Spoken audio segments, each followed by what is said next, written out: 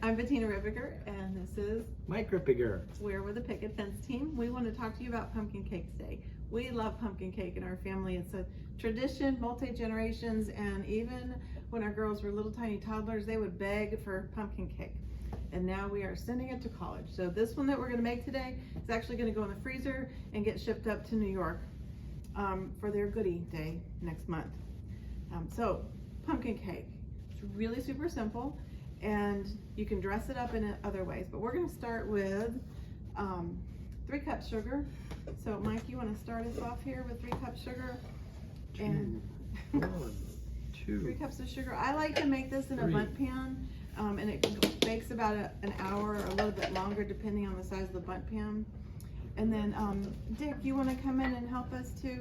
Dick loves this pumpkin cake. I bring it to work all the time, and I hear him talking about it. It smells almost as good as it tastes. So we're gonna do All 3 cups sugar and then 3 1/3 cup flour. That's really important. I've mistakenly not put the 1/3 cup flour in, and it's not the same. It makes a difference. So 3 1/3 cup sugar. Then we're gonna put in our here. Go ahead and put these in first. It's 2 teaspoons of baking soda, 1 teaspoon of cinnamon, and 1 teaspoon of nutmeg. If you don't have cinnamon and nutmeg, you can use 2 teaspoons of pumpkin spice. I've done that. Now what is this? This is my favorite. This is salt. It's 1.5 teaspoons salt, but I like to use Himalayan sea salt because it makes it a lot healthier. So, you know, with the 3, I'll put it here. With the 3 cups of sugar, you need something healthy.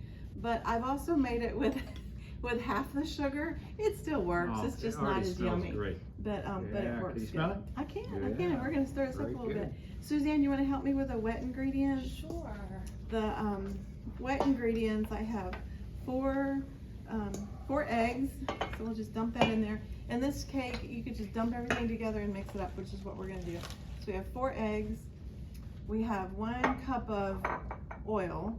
Now, if you want to make it healthier, you can make it with olive oil instead of vegetable oil or whatever your favorite oil is, or coconut or whatever.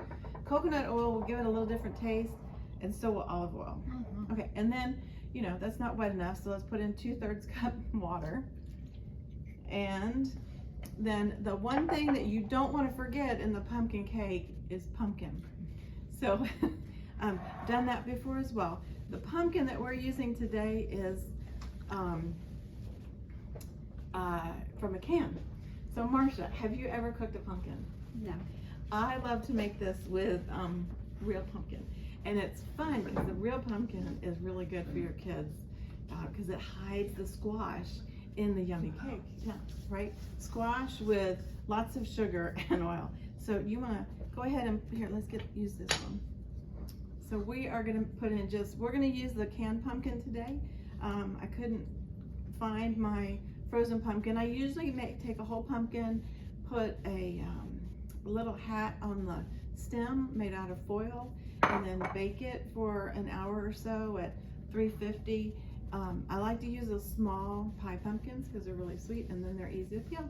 So when they come out, you just pop off the stem, and the outside skin comes off real easy. The inside is all mushy like mashed potatoes, and just have to get all of the seeds out. So that's not fun. Actually, it's kind of like the Mardi Gras days. If you bite into the pumpkin cake and you have a little seed, it's like, woo, I won. It does already smell very good. It smells great. So we're gonna mix it up. The other thing, Mike, you wanna come mix for me? You know what? You're wearing white, so I'll mix. But chocolate chips. So the other things, I'm gonna mix this up, and some people put chocolate chips. Some people put chocolate chips for all of our Midwestern friends. I have one soccer player at college, and she requested the pumpkin cake with chocolate chips. It's not my favorite, but she loves it. And that's actually the cake that goes first for the goodie day. So I put chocolate chips in there. You can also put any kind of nuts, your favorite nuts. Pecans or walnuts are good. And then we'll just mix this up real quick. I'm going to use the mixer. I like to mix it in my standing mixer, but we'll do this real quick. We can cut out this from the video.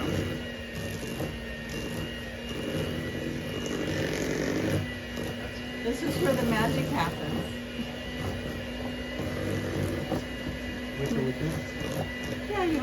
scrape the edges. I'll be the mixer stand.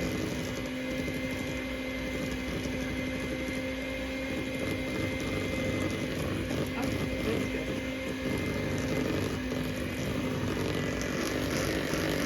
It's a different color today, isn't it?